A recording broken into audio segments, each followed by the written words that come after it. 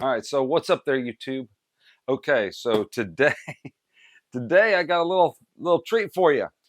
So it's not a treat for you, obviously. You guys aren't getting treats out of this. Today I have a little something for you guys. It's not for you, it's for me.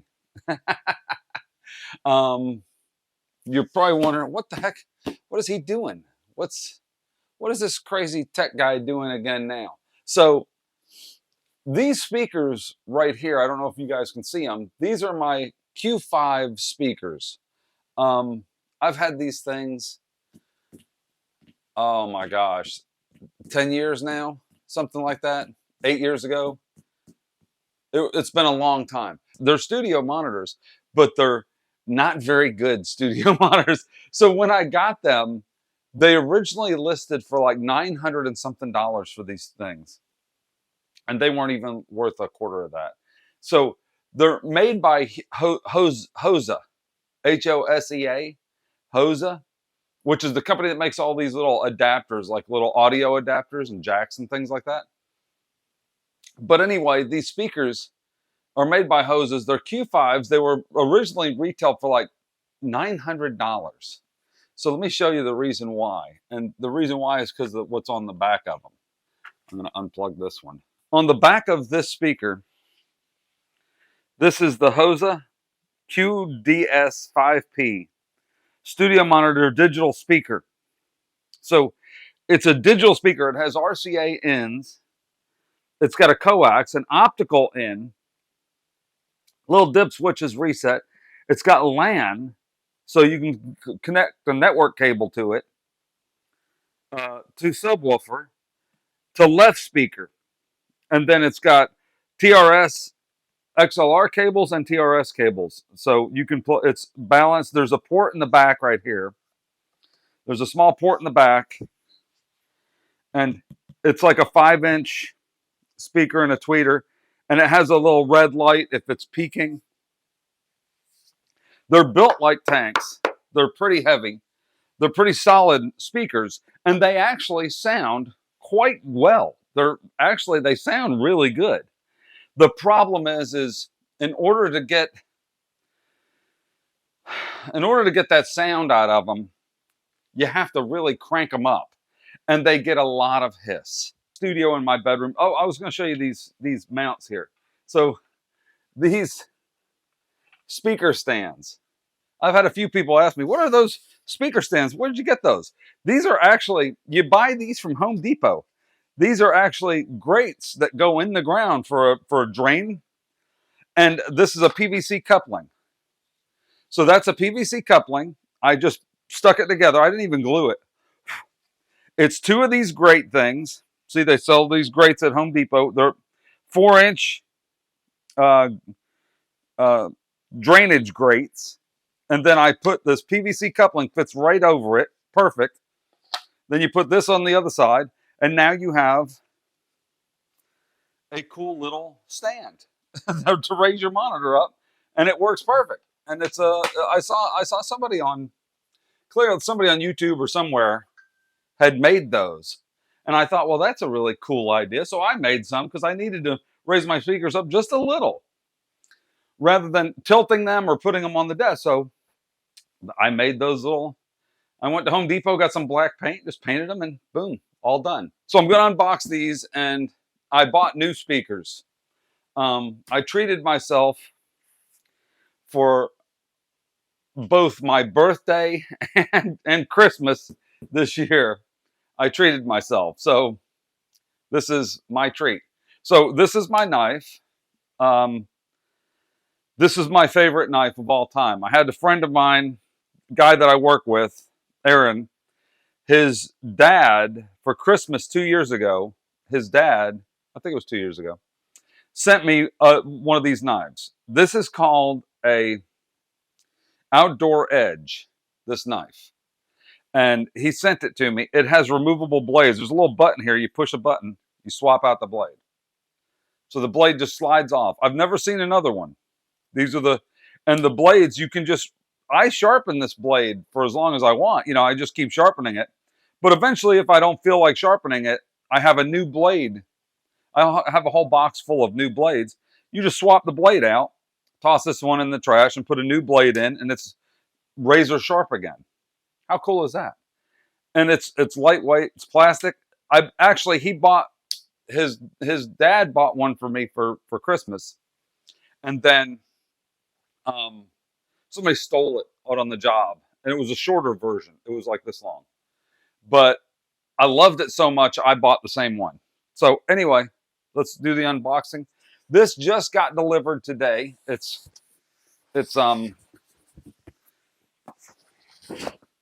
what's today? It's Sunday, and this got delivered from Sweetwater.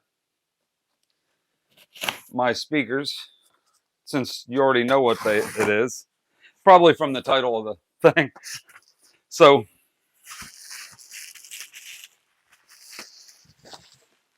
well, it's my speaker. It's one of them.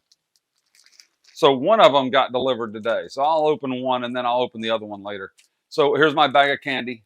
I got some bit of honey, some Dad's root beer candy. That's a different one.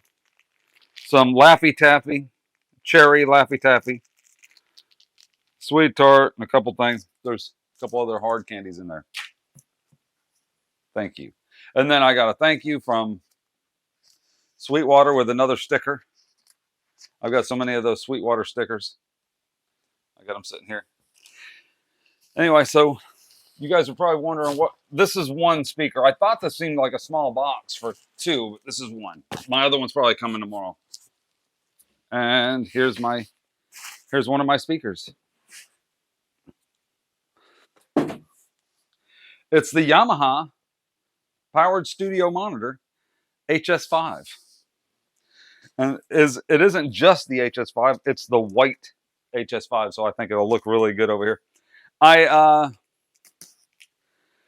debated amongst a lot of different speakers. I'm going to go ahead and open these right now. I debated these amongst a lot of different speakers, right?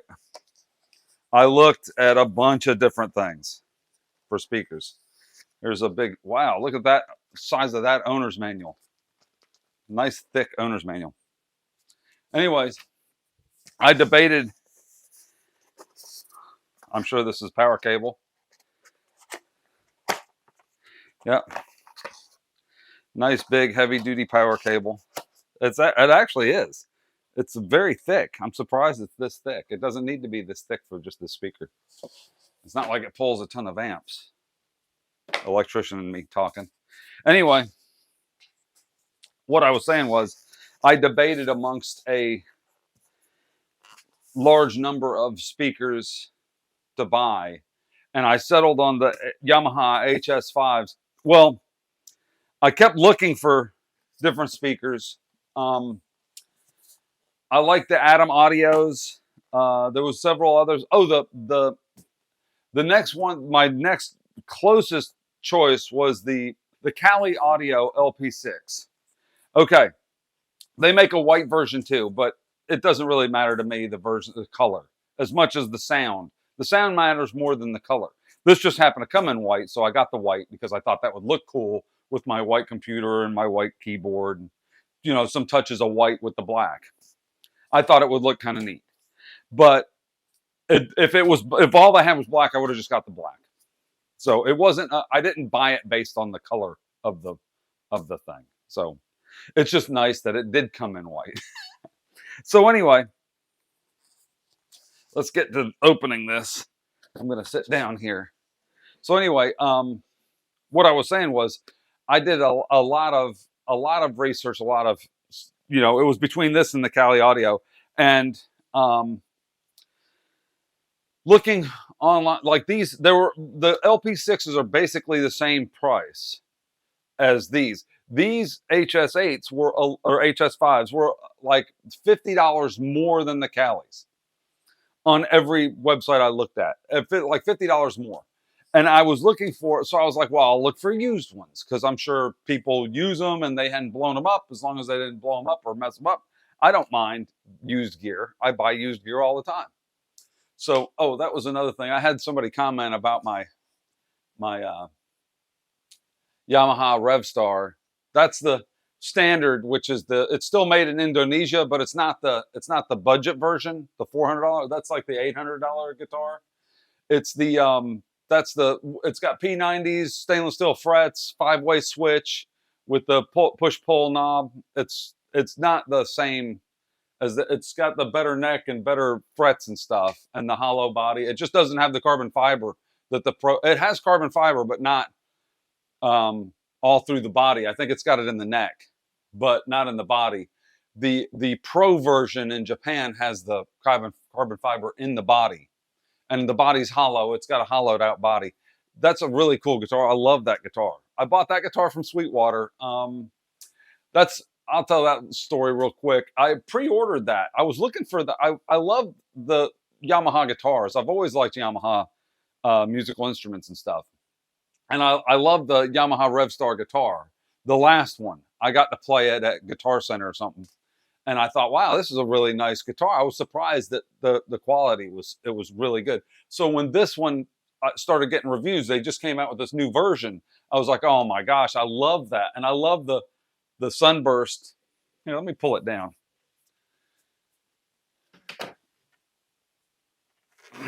So I love the sunburst top to bottom. I think that's really cool. Anyway, it's got the push pull. It's got the 5-way switch. I wanted the P90s. I did not want the humbuckers. I don't know, something. I've always been, well, you know, I'm a Rickenbacker fan. I've always been a fan of the single coils and like the classic, the vintage sounding pickups. So that's why I really dig the P90s. So I wanted a guitar with P90s. And then when I saw this had come out with P90s, when I saw that thing had come out with P90s, I was like, oh my God, oh, I love it. I loved it already. But then I saw the reviews and everybody was raving about the guitar. I was like, yeah, that's got to be mine. So I looked and I pre-ordered it for my birthday. I think it was October of 2022. It was like October of 22. Yeah, it was like a year ago. It was like over a year ago. I pre-ordered it for my birthday. And I thought, well, this would be nice to get for my birthday. And when, it took literally like 6 months to get the guitar. It took like 6 or 8 months. Finally, they sent me a message. Sweetwater, Eric sent me a message. Hey, Mike, your guitar's in stock. We're getting it ready to ship. I was like, whoa, I completely forgot. I didn't forget. Don't get me wrong. But it was the last thing on my mind in March, or April or whenever. So it was like months had passed and I had completely just didn't think about the guitar finally getting in stock and getting to me. So I'm glad it did. It finally came to me, and I've had a chance to play it, and I really liked it. But what really ticked me off was when I'd go to record and stuff, I can only do it through headphones because these speakers were so daggum hissy.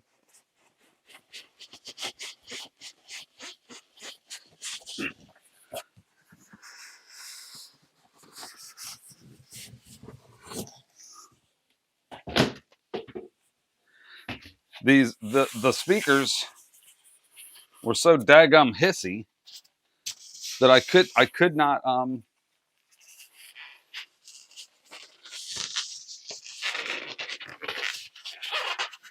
talk about a crazy unboxing, huh? You believe this? The moment you've all been waiting for. Oh, by the way, that last video I did, I talked about how great the video quality was, and I got looking at it, I was like, it's too dark.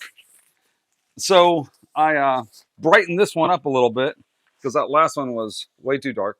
Okay, so boy, these are some solid speakers. These are nice. So anyway, they have a power switch on the back, which I like. That one has a power switch too, but every time I turn it on, it resets. That was the other thing on those Q5 monitors. if the power goes off to them, they completely reset. So you have to sit there and hold the switches back up to turn the volume back up. You have to hold everything back. It doesn't have a solid level knob that stays in one position. I don't mind having an old school regular knob in the back and regular switches for room control and stuff like that, the trim and stuff like that. I don't mind that as much as I mind that when the thing goes off, when it comes back on, it doesn't come on. Man, that drives me crazy.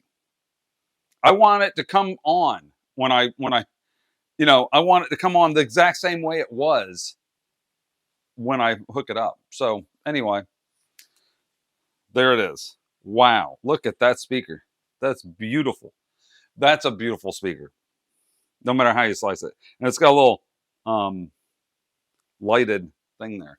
So let's see what this looks like over here beside my setup here. I'll hook it up when I get both. Yeah, see? There you go. That's perfect. All right. All right, I got one. I wonder where the other one is. Anyway, thanks for watching, YouTube. I just thought I'd tell a little story, unbox my Yamaha speakers. I'll let you know what I think of them. I needed something that goes absolutely beautiful. It's perfect. I love the way they look. So, I got different stuff here. So this microphone. Let me show you guys this real quick. This microphone is this is the Pro Air. If I can get it out. This is the Pro Air C414. It's supposed to, be a copy of and it's a fantastic. This thing sounds fantastic. It sounds great. But I got it sitting in here. I got this based on also a recommendation from a YouTube channel. One of my microphone channels, they said, hey, you should try this Pro Air 414. It's only like 60 bucks. And it sounds fantastic. And it does. It literally sounds incredible. It's an incredible microphone. That's one. Let me see if I can find where the other one is so I can get these things hooked up and start making some music and stuff again. I honestly stopped because I like my headphones. These are the CB1s. Fantastic headphones. They sound great. And I listen to headphones, but I don't like to mix and record in headphones all for the entire session. I tried doing it a few times and I just don't care for it. I want speakers when I'm mixing and speakers when I'm recording. I don't mind having headphones on if I'm recording audio or like with the microphone, because I don't want it playing back through the mic.